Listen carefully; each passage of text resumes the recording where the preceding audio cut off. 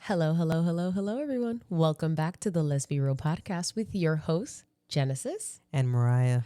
Good morning. You know, like in Power 105.1, it just brought that, like, when they're like, Charlemagne the God. He does. Do you?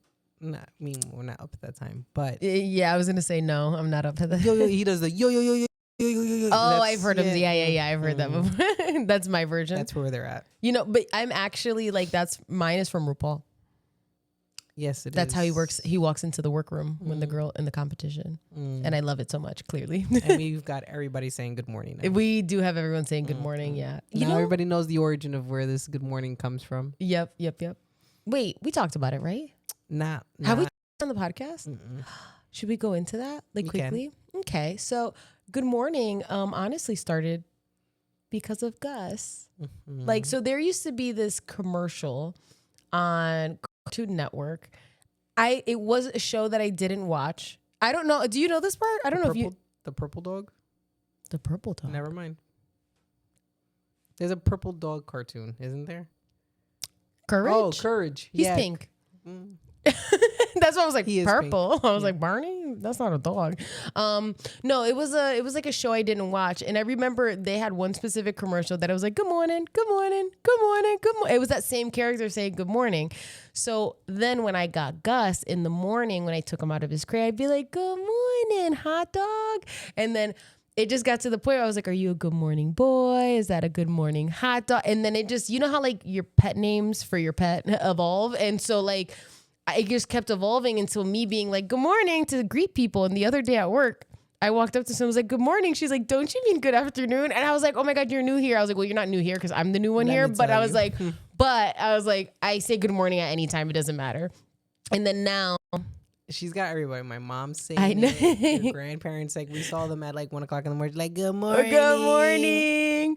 Why did we see my grandparents at 1 o'clock in the morning? We went to Puerto Rico. This is why we had to take time off from the podcast. Also for other reasons too, which I think we'll jump into. We'll get into. We went to Puerto Rico. It was a quick little trip. Went there, come back. It was really hard because I'm used to going there for a lot longer. So I had to like mentally prepare myself that I'm like, you're going to be there and then you're going to be gone. So you got to be like, you got to be okay with this emotionally, you know? But it was great. Should we? We can. So we went to Puerto Rico to look at wedding venues. And it was so much fun. It was a lot of fun. And we were things that we had made appointments for the duration that we were there. We drove for 6 hours. We drove around that whole entire island so many times. More than anybody. I know that highway better than anybody. I could tell you make a left when you see the tree, and then when you hit the right, that's where you can get the tripletas. Yeah. Like I'm Puerto Rico. I had Mariah have a different tripleta from a different place every day that we were there. It was magically delicious. And then what did you try for the first time? Besides from the tripleta, right before we went to the airport. Right before we went to the airport? Oh, Church's Chicken. Oh, Lord. It was actually really good. We went there on a Sunday. We were underdressed. We were underdressed because, listen, everybody was out. Everyone was out after church. After church, they all went to Church's Chicken. Everybody went to church. Chicken, and it was phenomenal. 10 out of 10. Highly recommend. The crisp was the crispiness. And then what else did we discover in that car ride? What? Enlighten me. So I had gotten a crispy chicken sandwich. The pechu something. That.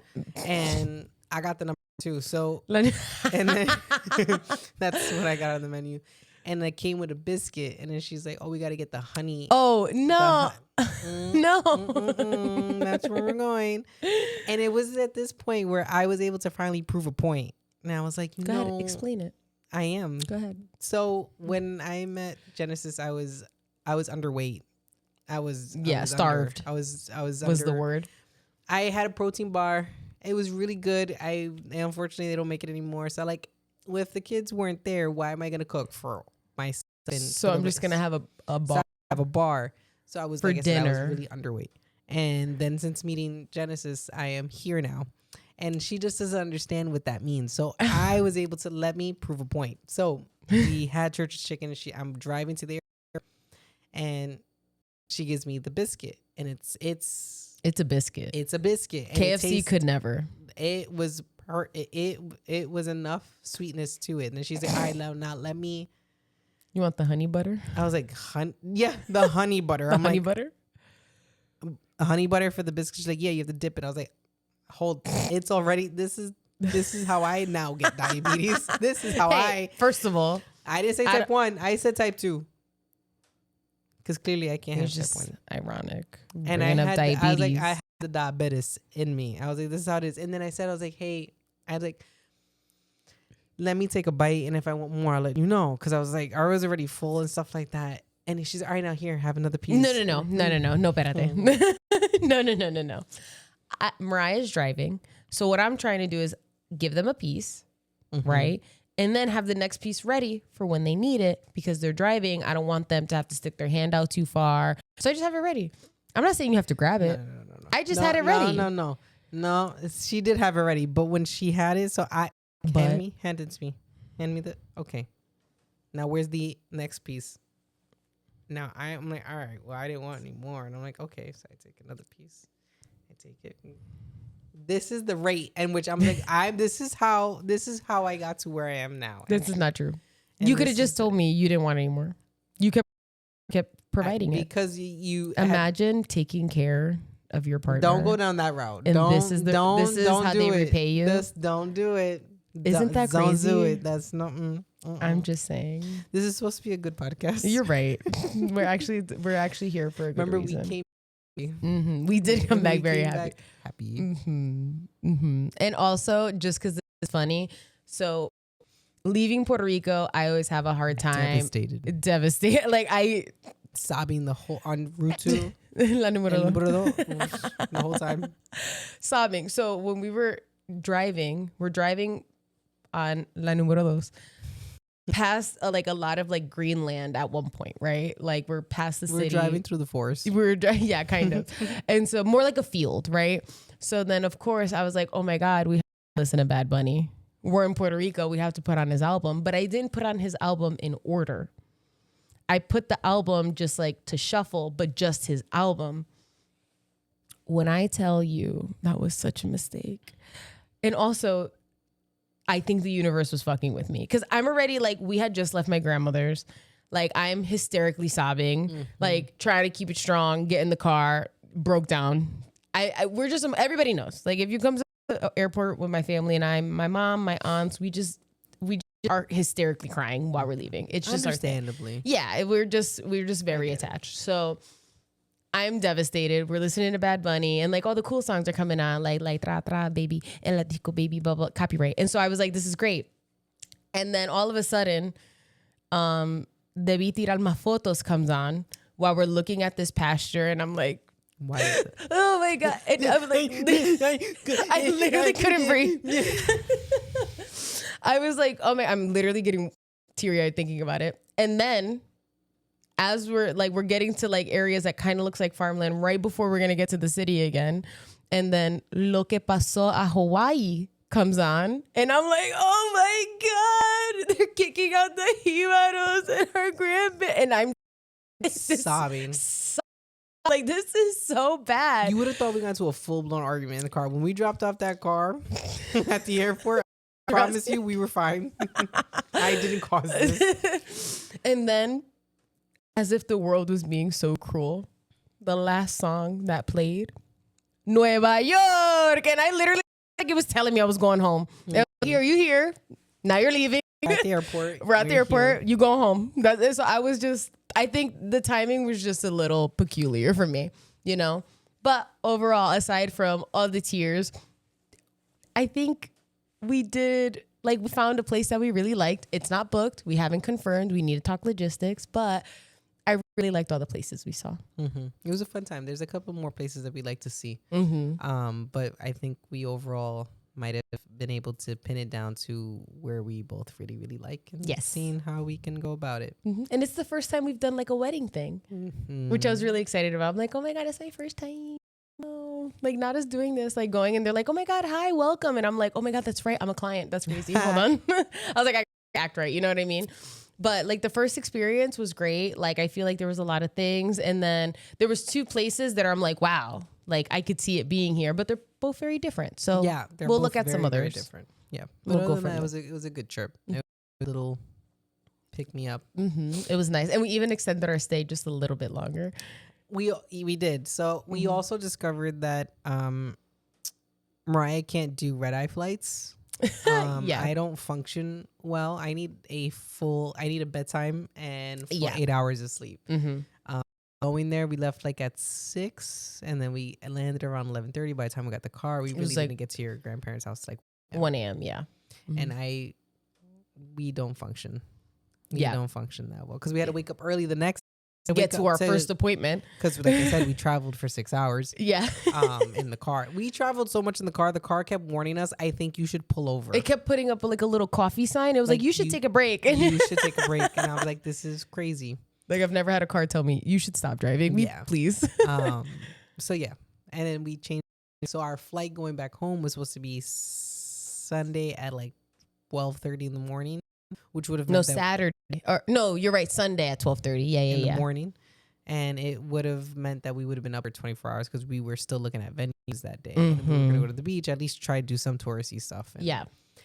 And I was like, if there's a way for us to change this flight to the next day. And it happened. It happened. Yeah, literally. We were able to change the flight with we were able to change airports. We changed airports and everything.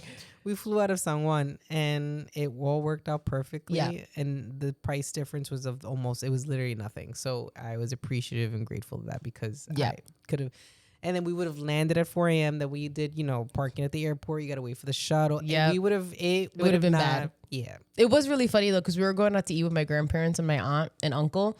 And we get in the car and they're like, oh, like you're leaving tonight. We had one more appointment to go to. And then we drove to the restaurant, got out, like, we're staying longer. And they were like, what? I'm like, yeah, we literally did this in this car, right? For one more day. We were able to enjoy ourselves. And I'm happy that we were both able to do that. And we had a really good beach day the next day. We did. It was really great. So I was like, I thoroughly enjoyed it. It was a quick little, but it was nice. It like got it out of my system, you know? No, for sure. But it was a fun time. I look forward to going back again. Sorry, I didn't mean to cut you off. No. I am looking forward to going back again because I do want to see more places. But should we tell them the other reason why we had a little bit of a siesta? I suppose. The topic of today. Today's topic. So I had top surgery. It is finally done. We did it. The girls are gone and the men are here to stay. That's a nice one. Wow, devastated. That was a good one. I just did that right now. I'm panicking. I did that right. Good job, baby. Right now. Yeah, they're gone. You want to... Now let me clear my... Oh. They're gone. They're not there anymore. It is great. It is awesome. I'm taller. Oh, you're so much taller. I'm 5'8" now, so that's pretty nice. Especially in the morning. In the morning, prime time. When I'm driving, I'm like, wow, I need to put the car back a little bit. I am so tall. I am tall. Like my head touches the top. It's a problem. But it's 1,000%. Okay. It's a good problem to have. But yes, we are post top surgery. We have had top surgery. We are 6 weeks post-op. Yes, we are done. Officially 6 weeks. Officially. As of Thursday, right?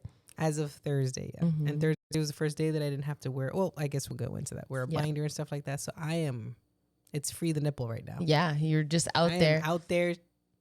They are dodging bullets. What a great way to celebrate. We're recording this week during Lesbian Visibility Week. So we're here to talk about top surgery today, which is really exciting. Yeah. Because I know we've talked about a little before, but now that it's done. It is done. I think there's quite a few things that are worth noting about what the process is like. And the process itself and top surgery itself. But yeah.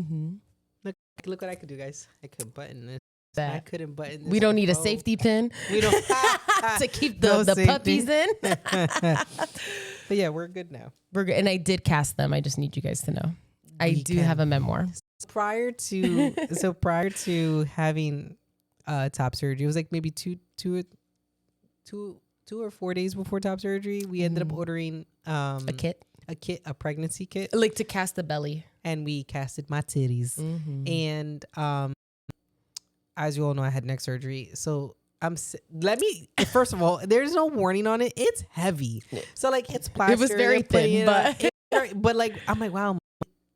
It's because you can't move. They were huge. Bro. Yeah, it was actually funny. So like I took the cast like after the fact, and I like put it. My whole chest fit inside of it. Like I was like, yo, this is crazy. It was pouring out of her. No, literally, I had so much room. Like if I were to. Like, I think if I asked a breast surgeon, can you make this happen on my chest? He'd be like, no, you like don't have the anatomy for that. You don't have, yeah. He'd be like, it's impossible to put all of that on you. But so yeah. The girls are hanging out in the closet. If you understand, you understand. The girls are hanging out in the closet. In the closet, yeah. On top of the sneakers and everything like that. Painting them and stuff like that. But they see me every day. Every day we look just, hey girls, how you doing? But they are gone. And they're gone.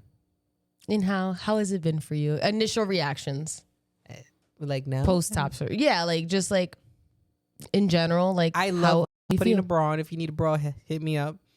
It's true. Initial reactions. You know, people were asking me this. It's very similar to when I got my hair cut for the first time. Ah, yes. It just felt natural. Like it just feels like this was how it was supposed to be this whole entire time. Like I didn't have like, oh my God. What I constantly do, I always touch my chest. I've noticed.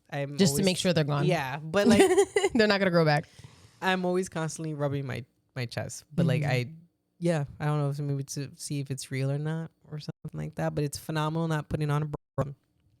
The way that I have envisioned my clothes to fit me are actually fitting me the way that they do. What else? It's great. It's hard for me to put in words because it just feels natural. Like same thing like my hair. It was like this is how it's always supposed to be. I don't feel uncomfortable. I've been walking around with a shirt off. It's like so I went to get the mail. With no shirt on. And I was like, okay, I'm going to go get the mail. Like, I didn't feel like, oh my God, should I cover? Like, nothing at all. Only when we went to Puerto Rico and I was like, so like, I know we're staying with our grandparents, right? And love them. They're super accepting, everything like that. Love y'all. I was like, but like, do they know that? Like, of course they know. I was like, no. Do they know? There's a difference between like, she don't got titties and then like, she don't got titties. You know what I mean? So I'm like, I was like, should I take off my top? Should I not take off my top? And I do. And are you happy? And I'm like so happy that like great. And then your grandfather I'm the junior. I've spoken about her grandfather before. Hector Jr. I am obsessed with him. He's just he's just an old Spanish man. He is more than that. I appreciate that. He is senior. He is as cute as a button. I envision like we wear the same outfits. we wear the exact same outfits. His pajamas, when we came there, which you didn't talk about, the red shorts and the white tee, that's literally that's what I have at home. Like that's what I'm wearing tonight. You know? And that's why I'm junior. But I like came out. He's like, so I had like no. I was like, but does he? So like out of respect, I'm like, does he know? Like he knows in every extra guard. He's like, of course he knows. I'm like, all right, here we go. So he comes up the stairs and he's like, ¿Quiere café? You look good. Yo tengo pan. Hay pan. Okay, let me get you. You know what I mean? Love it. He's like, cause I loved it. So funny. Cause it's also like they're like, while they're accepting, it's like they also can't put like, what in the is this? And I was like, I get it. Cause last time I was here, I had titties, and now I come here and I'm like, hello. But remember when you put the on? Yeah. My grandmother, for you people who don't know, it's a nightie or a muumuu, but she makes them. Like if she gets fabric, she'll just do it. Like, and it's cool because they don't even have like a drawstring top and everything. So just in case she's listening, I need a skirt now. I need a skirt. I'll tell her. Like text her. Hey, I need a text her. I need a little skirt now because I don't got nothing on top. Yeah, to come. But it was so she funny. Wants to make me a bikini top. It's just a bando. It's just a band. Yeah. Yeah, just a band. A tube top. Yeah. That's what a bandeau is. A what? A bandeau. A bandeau bra. Oh, you wouldn't know about bras, right? I don't know anything about bras. You have no idea what bras are. Yeah, I don't know. I wear them. I'm actually, my pasties are my life. But that's so sick. I was going to say my pasties are my life, but. Damn, there was something else I wanted to say. Damn. Damn, Daniel. Oh my God, we should do a Vine episode. I will literally cry actual tears the whole time. I believe it. Mm-hmm. But yeah, no. So it was great. I mean, so yeah, I feel normal. I feel like I don't feel weird. Y'all not gonna catch me with a shirt all summer. Like you need to remind me if you invite us out somewhere where I should wear it or not. Also, I only button 2 buttons now. Yeah. Baseline. All the buttons down. All the buttons are down. With the chain? Out. Stop. Wait, out. Can we just talk about when you were finally able to lift up your arm, trying on all your clothes before? Mm-hmm. That was great. Like that was. I guess let's jump into it. For sure. So let's do the thing. Let's do the thing. Pre-op. Mm-hmm. So the day before surgery, I did not go to work because I had to be NPO. Well, we obviously can't eat or drink. You can't eat. Who wants to go to work who can't eat? Not me, because I'm a nasty human being. Mm-hmm. So we were the first case of the day. Yep. We were there super early. Yep. We were there so early. We were there before valet. We were there. We had to park the car into.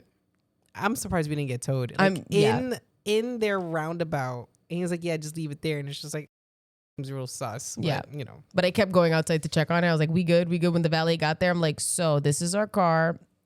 You were supposed to be here a while ago. We got here before you. We clocked in. Yeah, we clocked in today. So I was so nervous. Like I was already baseline. Like all my nerves were shot. You know what I mean? I was just like, oh my God, like it's early. Like it was just so many emotions. So I kept checking on the car. I think it was like a way for me to be like, you're here, like be present. But yeah, we got there super early. They started checking you in. And then my worst fear is that they just took Mariah and I had to stay outside. It's because it's a very small ambulatory center in the city. So I could understand. We never actually, it was really tight. Like there was a seat just for myself. And that's exactly the room where I was changing. Everything's being done right there. And like, I would have stood there. No, I know. There wasn't even a corner to stand in, but you could touch both walls with like your elbows. Then the nurse goes ahead and asks us, all the questions, they're and stuff like that. Mm-hmm. And then coincidentally, my mom used to work for the same hospital, and where the hospital she was at, they closed down, and a lot of those, or some of those nurses and a lot of the other staff was switched over to where I was at. So there was a lot of familiar faces. My last name's not all that common within this realm. And there were a lot of familiar faces that I saw, and I was like, oh my God, this is like almost, it was cathartic in the sense like these people I knew them, right? Yeah, like correct. As a child. So to be able to be in the same space, right, coming out this way, I think it was pretty cool. So being able to see some of the anesthesiologists, some of the doctors, some of the nurses and then when they saw the last name, they were like, oh my God, they put 2 and 2 together. Yeah, so I was like, that's actually my mom. So it brought a sense of peace to me because it's like, all right, well, I'm comfortable. Like they know either one, who I am, or two, correct. I just felt a certain level of peace. Then the drawing began on my chest, which I didn't think I told you. So like I had 2 different color Sharpies on me, and they're like, all right, we're trying to move it this way. But because, I'm going to say this, I had porno boobs, and let me explain why. The I've most perfect chest you've ever in your life. I have always worn like high intensity sports bras and stuff like that. Literally. So like my things were always touching my chin. Basically. Yeah, they never felt gravity. Yeah, they didn't. And like my cleavage was really put together. And who knew having a tighter cleavage was going to give us an issue in terms of surgery. Having perfect titties was actually a problem. It was when it comes to removing them. Yeah, and creating at least the contour. The contour to have pecs and stuff like that. Because I'm all natural. Baby. You hear that? I'm screaming. I just need you guys to know, aside from having the perfect boobs and getting rid of them, now Mariah has these incredible pecs, 0 work. Mariah hasn't been to the gym in months because of the neck surgery and because of top surgery. In months, a perfect pec, a guy would cry. Literally. So just so they lucky. were like, oh, we're going to do, so I went to do, so there's different, well, we're going to get into this, but there's 2 different types of top surgeries you get. You get keyhole where they basically just go into your areola and your nipple, and they're able to like almost liposuction the fat out for women or for people who are have a smaller chest, who are A cup or anything like that, who are, I don't even think you would. I don't know if you would. I wouldn't. I don't know. That's actually a compliment. Yeah, it is. Or double incision, because I'm well.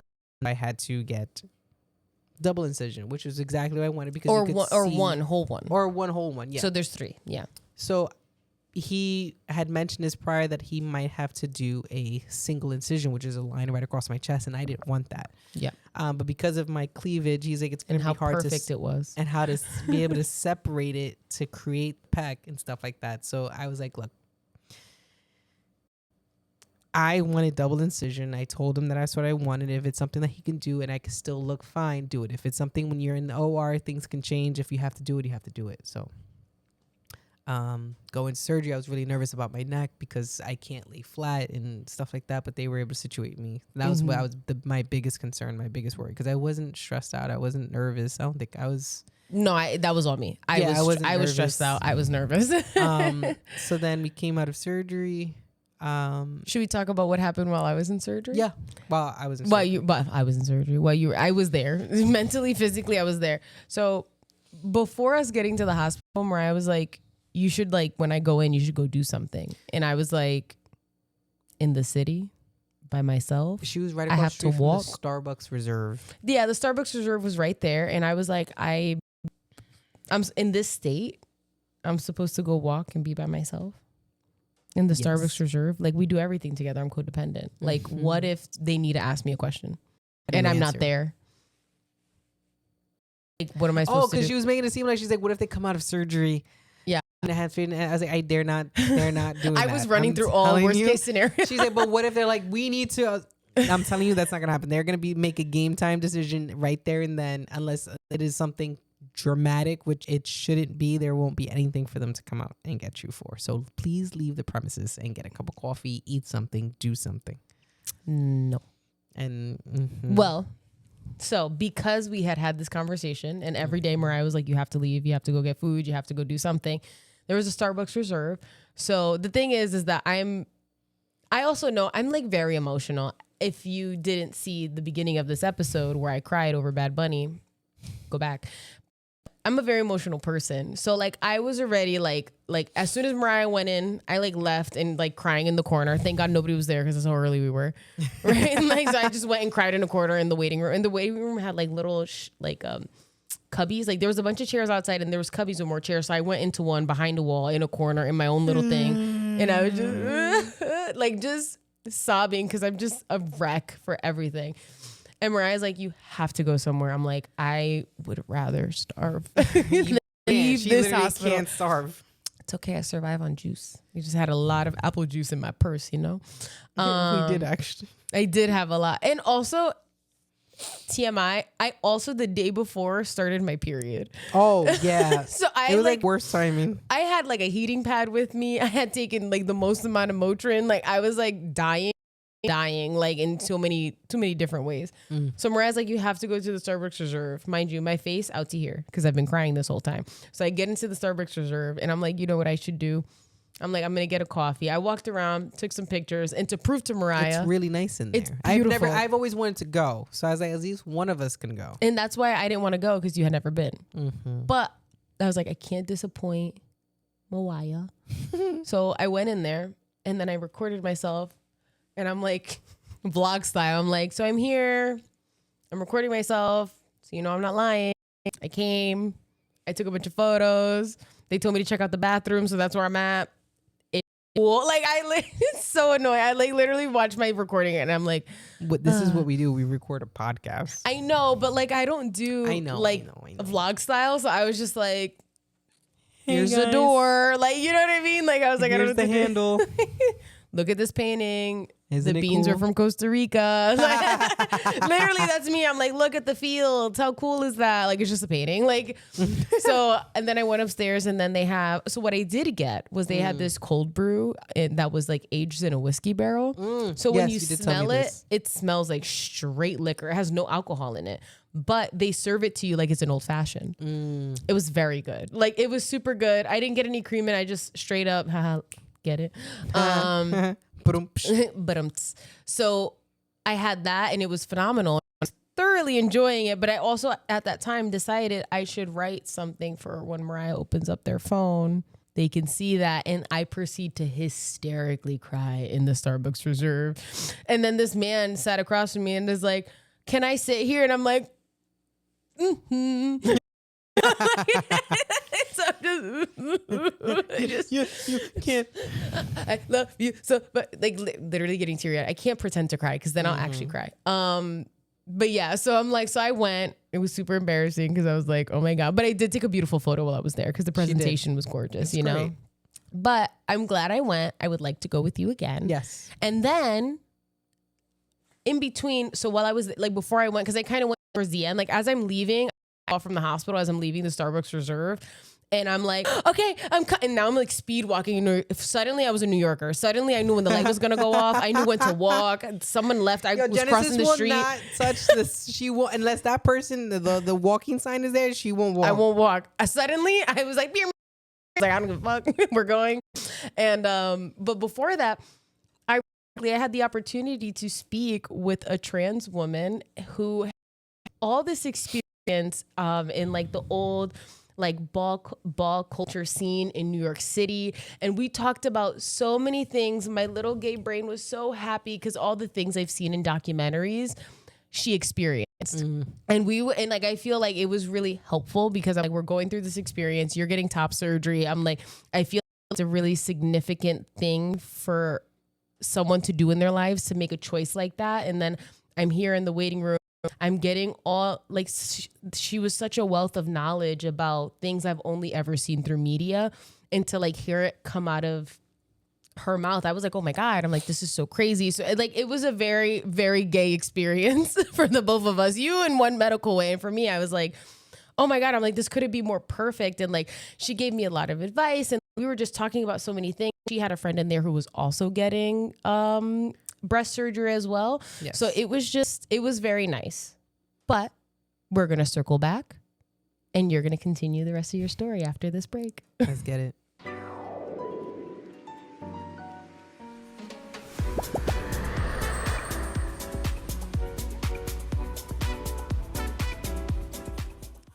Welcome back, everyone. Let's get back into it. Take it away, my love. Top surgery. Dun, dun, dun, dun. So I come out of surgery. So I am pretty bandaged up. So I have two abdominal pads,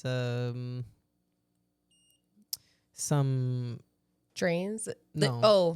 Bandages, Bandages, ace wrap, and then a binder on top. So I was tight.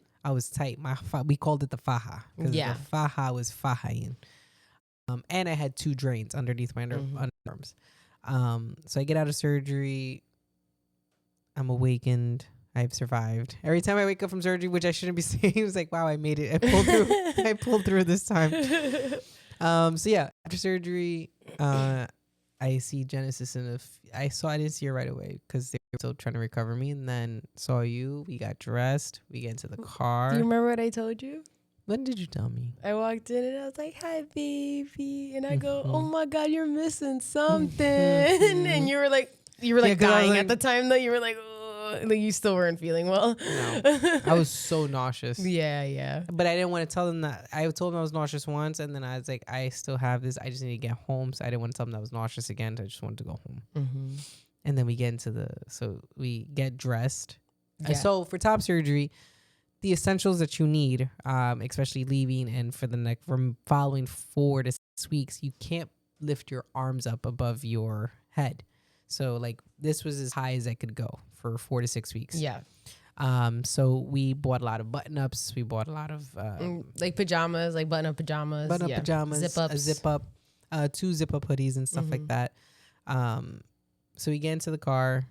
I don't recall the car ride at home at all. You want to know why? Sleeping. I slept the whole entire car ride. And mind you, I'm also, because all I got to say, as a girly from Connecticut originally, I can drive in New York. And that was the biggest thing. She had to drive. We were on 15th and 8th. So we were in the city. So she had to drive. I drove by the Starbucks Reserve. So yeah, like I literally was like, oh my God. First of all, I applaud myself. She did a great job. Because I had to drive. You know how New York City drivers are. I'm like, you just need to shove your car in a space and just get in. And I had to do that. But I'm also like, Mariah's you have like, me. I'm like, Mariah's like this, sleeping, gone. I think we took like 2 turns and I heard the snoring and I went, I'm just going to drive. Mind you, Mariah had a whole plan. We were going to go hit this sandwich spot before coming home. And I'm like, yeah, okay. I'm like, yeah, sure. Right. Fresh out of surgery. Yeah, okay. I was like, we're not going to do any of that. But we got home. I was so nervous though, because I was like, I didn't want to hit any speed bumps or any. Slept. Yeah, you just were gone. But the thing is, like, sometimes you would go a little, I'd be like, oh.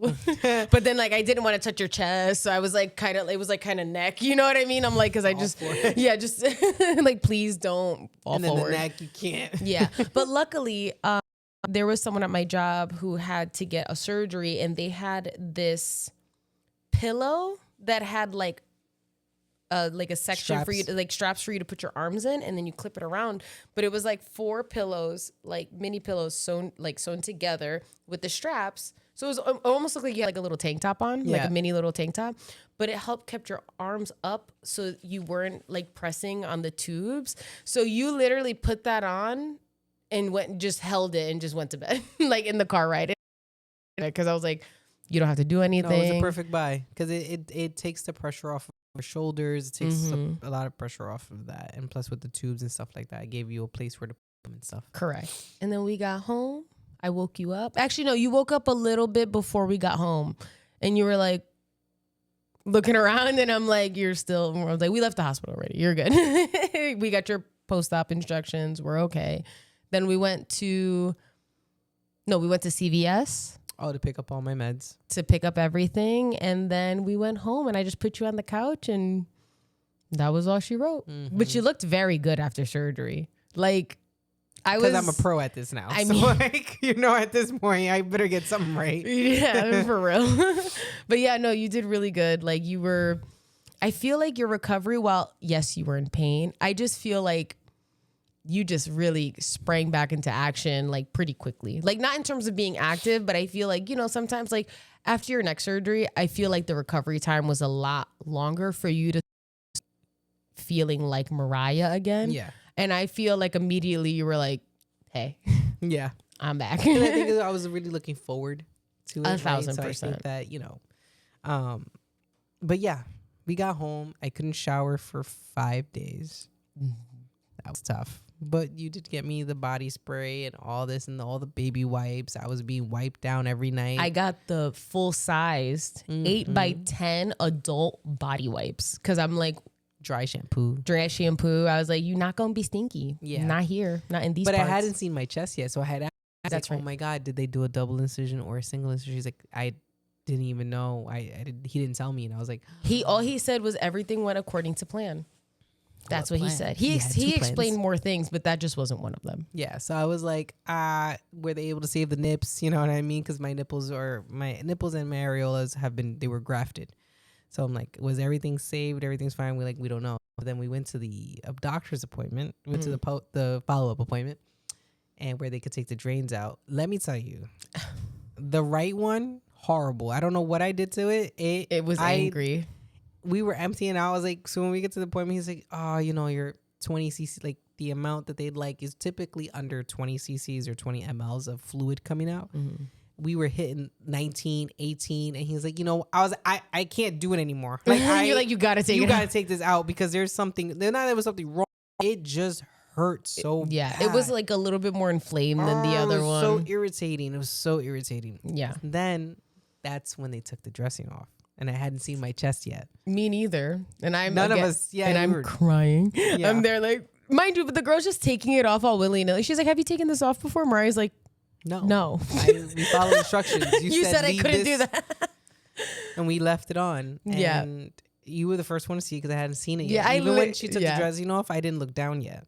I couldn't believe it. I was like, and how was that for you? It was different. Like, I gotten used to you looking flat, obviously, because even though the dressing is bulky, there was a whole lot of titties there. So like, it was a big difference. And it was interesting because like, you always make this joke. You're like, I'm like a linebacker. And it's like, it truly was all boobs because I feel like, I know your back size, your rib cage didn't get smaller, but you just look smaller in general because that was just taking up so much room. So I got used to that. But then like seeing like a pec was like, oh my God. And then I also knew, I'm like, oh my God, you're going to like this so much. Mm-hmm. And that's why I was just really excited. And like, I also was trying not to be like overly emotional, but the girl just started taking off your dressing. And I was like, oh my God, like my tears didn't even have time to like, I was like, oh my God.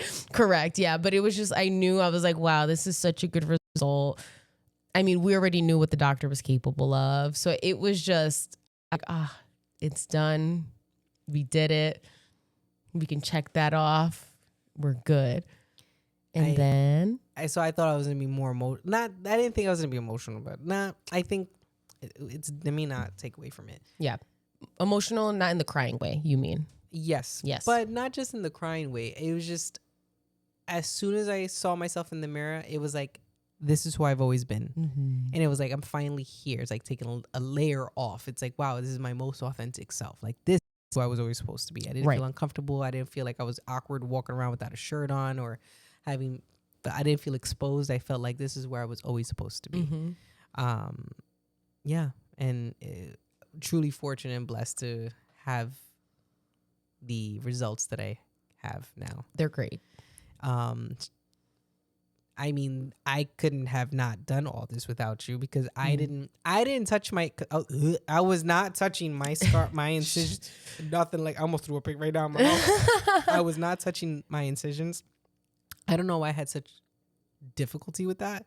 Maybe let's get into aftercare and what that actually looks like so people understand what we're talking about. So you had drains. Yeah. Should we explain what we have to do with the drains? You got to milk them. They're called Jackson Pratt drains or JP drains, and it's deep in you. It's way further than you think it is. Yeah, so it's almost down to here. So it's coming out of your armpit. So in order to get the fluid in, because it can chunk up. So it's just serosanguinous fluid. So it's just like your own yellowish bodily fluid mixed with blood. So you have to. It's what keeps your organs lubricated. Yeah, basically, and you have to push it out of pull it out of it's called milking, pulling out of the thing. So she was a nurse the whole entire time. It was crazy. So it was actually really funny because I'm usually really good with this stuff. Like I'm pretty like, I got it right.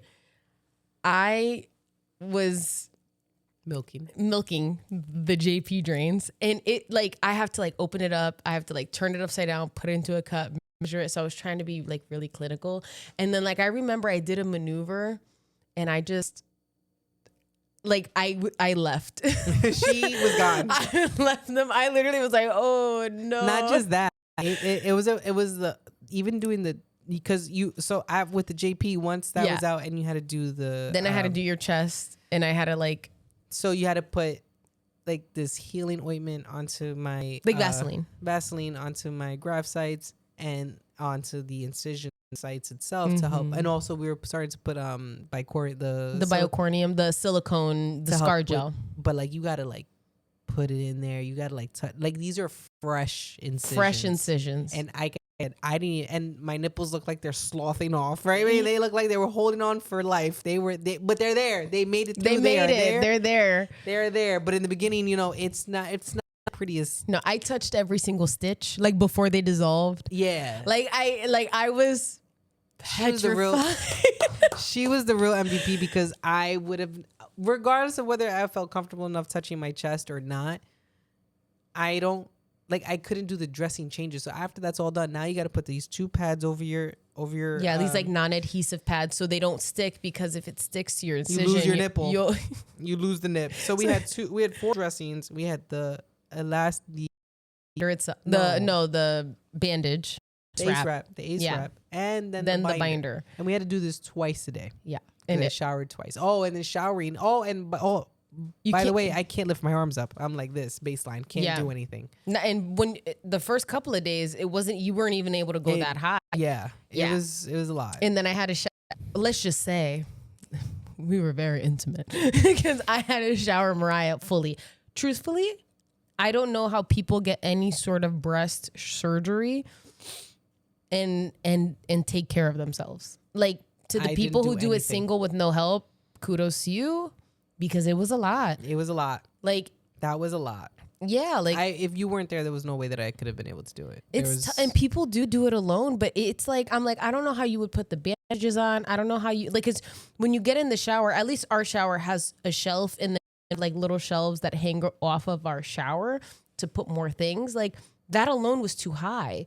So I'm like, and then you're not supposed to bend over either. So it's not like putting on the floor is an option, right? So I'm like, I don't know how you would have done anything. Like I remember like when I had to go back to work, I would move everything to the countertop in the kitchen because I'm like, I don't want you. I couldn't even go. You couldn't even go into like the microwave because it's lifting it's way too high because the microwave's higher for us. So I'm very shocked about. I think that's the one thing that I didn't expect was how post-op was gonna be in terms of the aftercare of how to take care of the incisions, make sure they're clean, they're good, because it's a 2-person job. Like it really is. Myself, I couldn't dry myself. Yeah, you couldn't dry anything. And their biggest concern of not lifting up is one, your chest is super tight because everything's pulled down, pull up. Yeah. By the way, I got a free neck lift. Stop winking. It's the truth. I had all the wrinkles that I had on my neck gone. Literally, they went.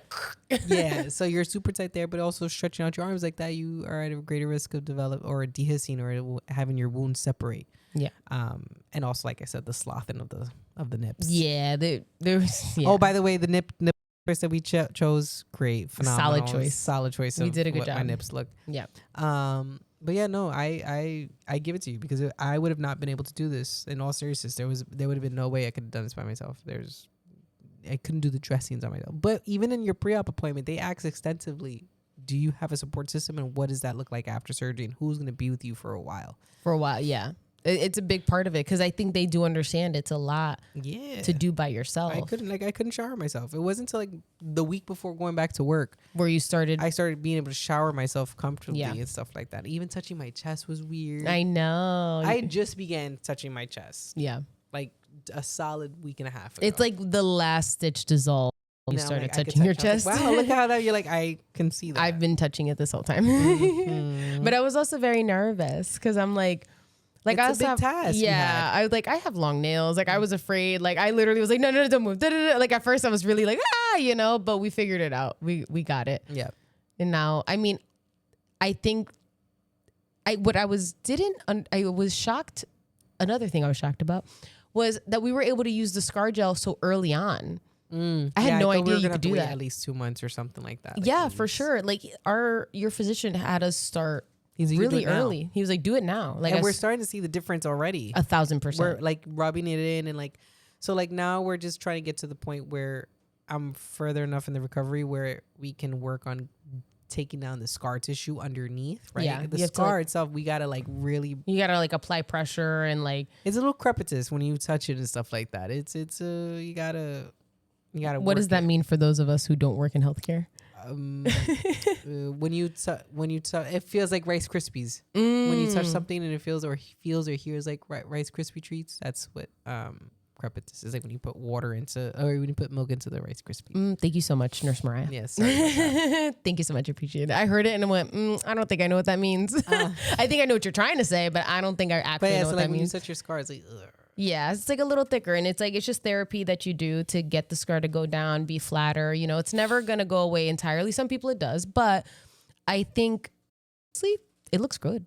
I got pecs. You have pecs. So like when I took it off and like now I've been recovering more, Genesis like, well, obviously I have to touch my chest to put the creams on and stuff like that. Like And it was like, you like have a pec. I couldn't believe it. Like I have a pec, guys. Like a whole sculpted pec. And like you don't have an implant. You don't have anything. It's all me, baby. Natural. It's just, you just got a strong chest. You're just perfect. Like,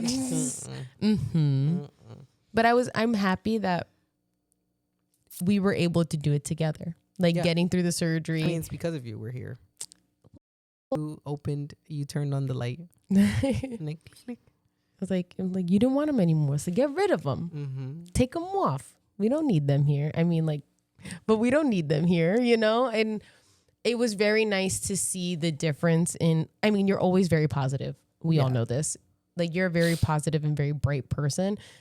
But somehow, like, there was still like a weight lifted off your shoulders. Like, I'm not trying to be ironic, but like, I still feel like there was just a different sense, a different air to you as a person once they were gone. And you're saying that I've went out with friends and stuff like that, and I've gone back to work, and everyone says that, like, they like, you just look lighter, like you look like you're happy. Well, and I think baseline I was already happy, but like you just, that's all I've heard about. I just went back to work this week. Right. I think it's a lot, like, naturally.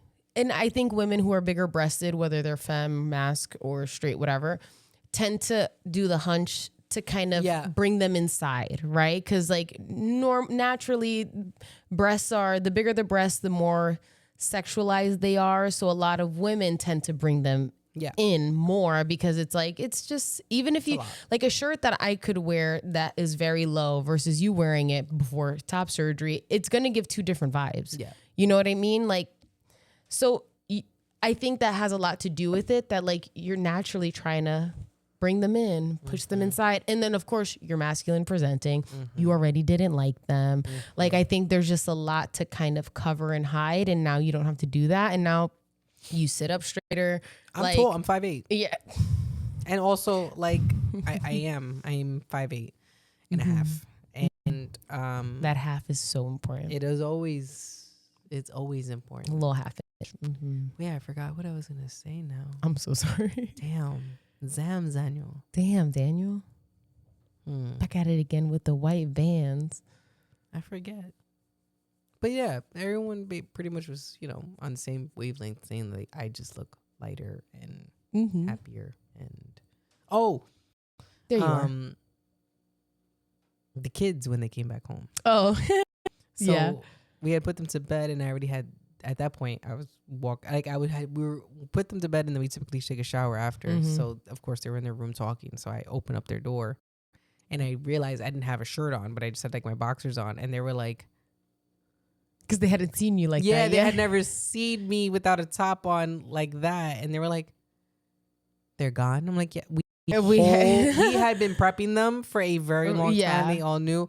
And they all just seemed like their responses were just so like, oh, are you happy? I'm like, yeah. Does it hurt? Yeah. You can't pick us up? No. Okay. That was it. It's super chill. Very cut and dry. Very, very, like, are you guys okay with this? Yeah. Like, they were like, they just like, it looks like it hurts. I'm like, well, it does. It do hurt. But I think like some people maybe overthink how to bring up these topics to children.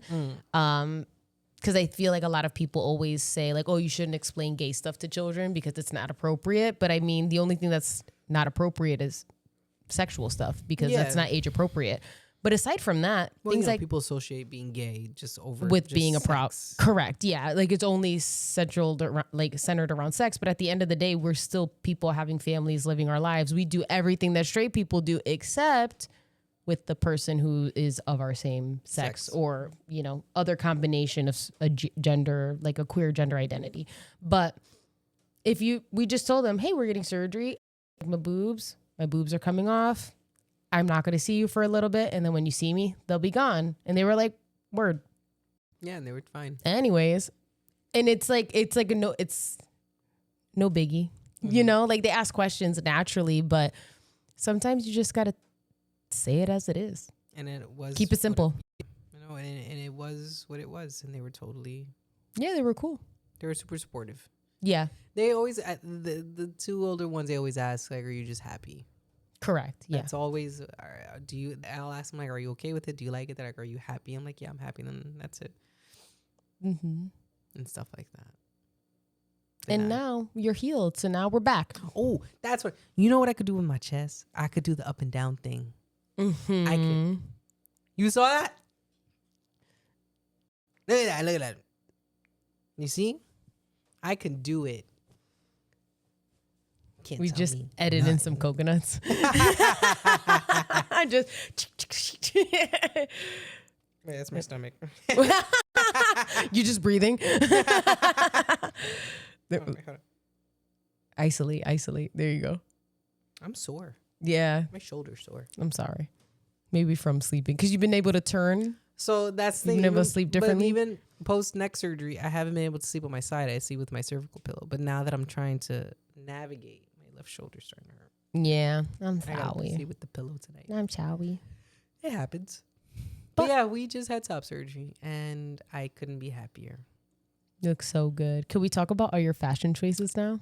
Yes. Please. So now that I've had top surgery, we went through our closet and was like, well, we try on things because they're going to look at me very differently. So there's some things that we did throw out and we donated and stuff. And there's things that we've kept. And during that process of putting things on and off, it was tiring to constantly put new clothes, like that repetitive motion of putting your arms up and down. But every time that I put on a new shirt, because I haven't tried on all of them, it's like, it's a completely different fit. It's the fit that I've always wanted. Yeah. And it's just great. Like clothes are fitting me the way that, like the jersey you got me, the basketball jersey. Basketball jersey, and It it's looks really so difficult for me to wear good. basketball jerseys because I just feel like I look like I'm wearing a dress or two. It's just I am a size small, but I have, because of my top and because of how jerseys are, they're pretty tighter on the top. Like men's jerseys. And now I can actually wear a jersey and look cool. Like it's something that I've always wanted to wear. So I look forward to a shout out to the Knicks. Hopefully they are currently playing right now and I hope they win. Get it together. Actually go to Miller's and wear my jersey. And wear your jerseys. We need you guys to survive. Also the weather needs to lighten up. Yeah. It's raining today. It's currently raining. It's actually homophobic during Lesbian Visibility Week. I'm just saying. On the day that we're going to talk about top surgery. Yeah. It's not giving.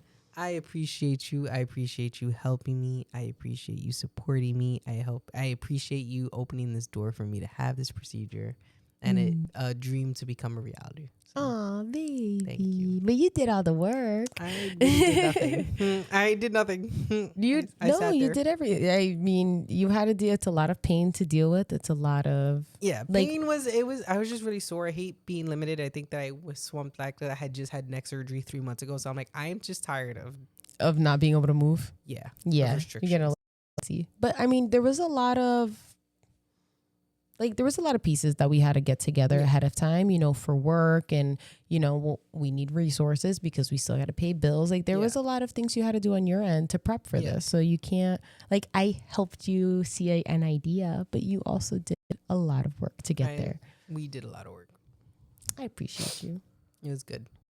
Well, my love, are you happy? I was happy. Do you like it? I love it. Do you like your new outfits? Oh, my outfits. Yes, I do. Y'all gonna be sick of me. So I'm in jeans, but I don't know how much longer I'll be in jeans for. I might just start taking off my clothes. No. Trousers. Let's go back to toxic. I'm into trousers and I'm into linen shirts.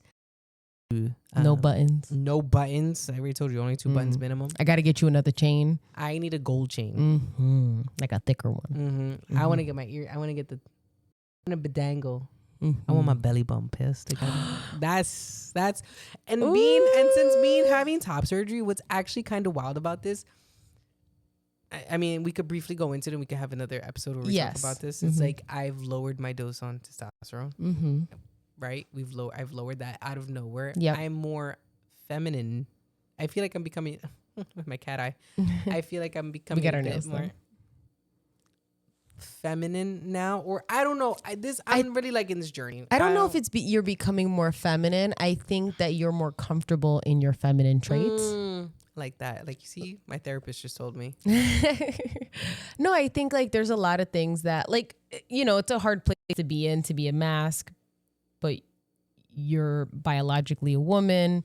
Your pronouns are they, them. It's a lot of being in between. There's a lot of androgyny. So I think, you know, having bigger breasts was like a very hyper feminine trait to have. So I think now that that's gone, it's like maybe you're realizing that maybe these other constraints are actually constraints. So it doesn't feel as suffocating as it did before, because that was like a really big part of that. Yeah. You know? I felt like that was my whole identity. Yeah. Mm-hmm. I mean, you know. I'm living my non-binary life. Yes. Let's say it that way. Mm-hmm. I am back to our episode. I am creating my own avatar. Yeah. Mm-hmm. And I'm really liking this. You customize your own avatar. I am customizing my own avatar. Yeah. And it's continuously evolving, but we just bought some new clothes and stuff like that. And sneakers may not be it for a while. Like I might be in loafers all the time. Like I'm telling you, it's pairs of loafers. It's going to look like I'm going to be dressing like I've got somewhere to go when I'm just going nowhere. No, it's giving every single time Mariah puts on a new outfit. It's tú con él. Literally every time. Cuesta Nuestra? What is it? Cosa Nuestra. Yeah. It's basically that whole concert. That whole album. That's my style. Mm-hmm. That's literally my style. Mm-hmm. And I'm really excited about it. And like, you know what else is? Who else's style that is? Bruno Mars. low key. If all I had to do is put a goatee on and a stash, gone. And I'm telling you, I will be. Bruno Mars would look like me. I mean, are we just seeing the resemblance? Do we see the hair? The hair's growing now. I'm just saying. Come on. We should get you the bandana. So we're going to the concert. I'm going to dress up. Like I have an idea of wearing a white tee tucked into some black jeans, some boots or something like that, and a red bandana. Stop. I'm so excited. And like the eyeliner you're using, I'm putting a goatee. Stop. No, you're not. That's exactly what I'm doing. No. She didn't know. Like that filter from TikTok. It's nice. You know what the thing is? I don't think I could ever have a full beard like that. Those TikTok filters, I don't think that I could ever do it. Not because I don't want to do it. I don't think genetically I'm set up like I've got body hair everywhere, but that I have had facial hair, but we've been shaving and stuff like that. But like it's nowhere near to a full blown. No, not at all. No. I think if you let it grow out enough. Look, I mean, it usually does take time. So. Yeah, I don't think I could ever get to that point. Yeah, but it's okay. We can keep it to like no facial hair. Let's see what. But I'm open. I'm open to have this discussion. Okay, I appreciate that. Maybe for the next one. Okay. Well, my love, it's been real. It has been real. Bye, everyone. See you next time. Later.